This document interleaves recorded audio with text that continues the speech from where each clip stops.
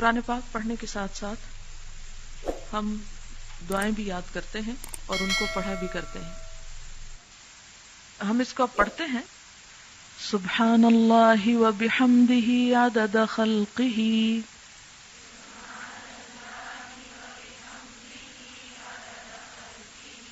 ورضا نفسہ وزنۃ عرشہ ومداد کلماتہ. سبحان اللہ، پاک ہے اللہ، یا پاکی اللہ کے لیے ہے.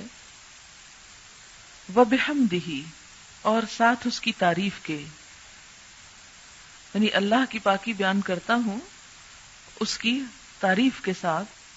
کتنی پاکی بیان کرتا ہوں، کتنی تسبیح کرتا ہوں؟ عدد، تعداد، گنتی، خلقہ، اس کی مخلوق کی، یعنی جتنی اس کی مخلوق کی تعداد ہے اتنی دفعہ میں اللہ کی تسبیح کر رہا ہوں. جیسا کہ آپ جانتے ہیں کہ صرف ایک آنکھ کے دیکھنے کے لیے، ایک آنکھ میں، دونوں میں نہیں، ایک آنکھ میں دیکھتے وقت 70 لاکھ مخروطی خلیے استعمال ہوتے ہیں. تو یہ ہر ایک کا ایک انڈیویجول وجود ہے نا، ایک الگ تخلیق ہے نا اللہ کی. یہ عدد خلقی ہی ہو گیا. پھر اسی طرح ستاروں کی تعداد کے بارے میں کہ اگر ہر ایک کا صرف ایک فرضی نام رکھ لیا جائے جیسے ABC، تو جتنے ستارے آسمانوں میں موجود ہیں ان کو گننے کے لیے 300 کھرب سال چاہیے. 100 لاکھ کا 1 کروڑ، 100 کروڑ کا 1 ارب، 100 ارب کا 1 کھرب، اور 300 کھرب سال، اتنے سال چاہیے صرف ان کے نام پکارنے کے لیے. تو اب آپ خود سوچیں کہ ان کی تعداد اپنی کتنی ہوگی، کیونکہ 1 منٹ میں آپ کئی نام لے سکتے ہیں. تو اب جب ہم تسبیح کرتے ہیں، جیسے تسبیح پڑھتے ہیں دانوں کے اوپر، تو ہم کہتے ہیں سبحان اللہ سبحان اللہ سبحان اللہ سبحان اللہ، یا انگلیوں کے اوپر پڑھ رہے ہیں آپ، تو ایک وقت میں آپ کتنی دفعہ پڑھ سکتے ہیں؟ مثلا 1 منٹ میں چند دفعہ ہی پڑھیں گے نا.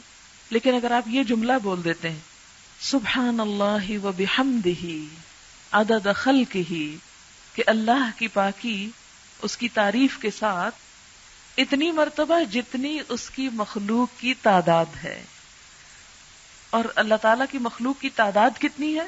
اللہ تعالیٰ خود فرماتے ہیں وَإِن تَعُدُّوا نِعْمَةَ اللَّهِ لَا تَحْصُوهَا، اگر تم اللہ کی نعمتوں کو گننے لگ جاؤ تم ان کو گن نہیں سکتے، ان کا شمار نہیں کر سکتے. تو ہم تو گن ہی نہیں سکتے. اسی لیے کہتے ہیں نا کہ کما ينبغي لجلال وجهک، جیسی ہونی چاہیے ہم تو کرنے کے قابل ہی نہیں ہیں، ہماری تو زبان اس اہل ہی نہیں ہے. تو اسی لیے عدد خلقہ ورضا نفسہ، رضا کہتے ہیں رضامندی کو، نفس ہی اس کے نفس، یعنی اللہ کی ذات کی رضا کے مطابق، یعنی اتنی تسبیح، اتنی حمد کہ جس سے وہ راضی ہو جائے. اب مثلا آپ 100 مرتبہ کرتے ہیں، 200 مرتبہ کرتے ہیں، ایک تسبیح کرتے ہیں، بعض اوقات لوگ 1,00,000 دفعہ آیت کریمہ بیٹھ کے کر رہے ہوتے ہیں. تو اب ہمیں تو نہیں پتا کہ اس 1,00,000 دفعہ سے اللہ تعالیٰ راضی ہوئے ہیں یا نہیں. ویسے اس نے جب کہا ہی نہیں، مانگا ہی نہیں 1,00,000 دفعہ، تو ہم نے اپنے پاس سے بنا لیا. نہیں، میرے خیال ہے 1,00,000 ہے، شاید میں غلطی کر رہی ہوں. وہ پتہ نہیں 25 اور کس نے بڑھائے ہیں، کس نے اپنے ہاتھ میں قانون لے لیا. خیر، اب یہ ہے کہ ہم تو وہ کر ہی نہیں سکتے. تو ہم اللہ تعالیٰ سے یہ درخواست کرتے ہیں کہ یا رب، ہم اتنی تیری تعریف کرنا چاہتے ہیں کہ جس سے تیری رضامندی حاصل ہو جائے، تو خوش ہو جائے.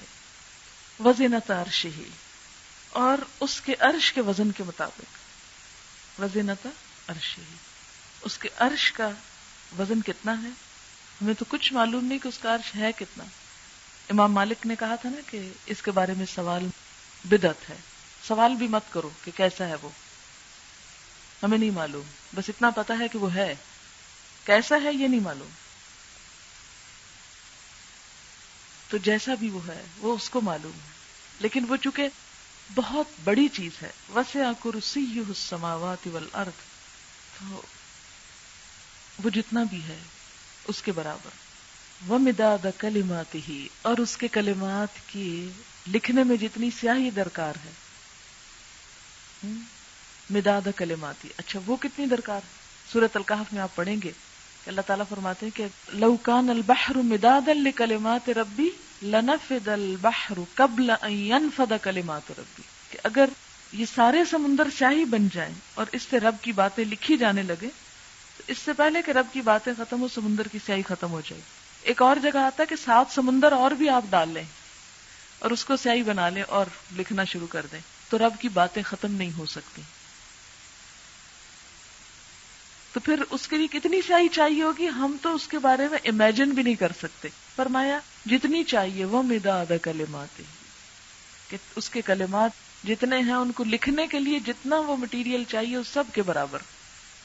سبحان اللہ وبحمدہ عدد خلقہ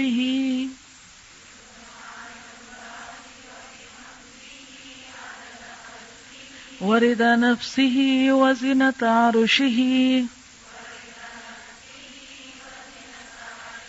ومداد کلماتہ.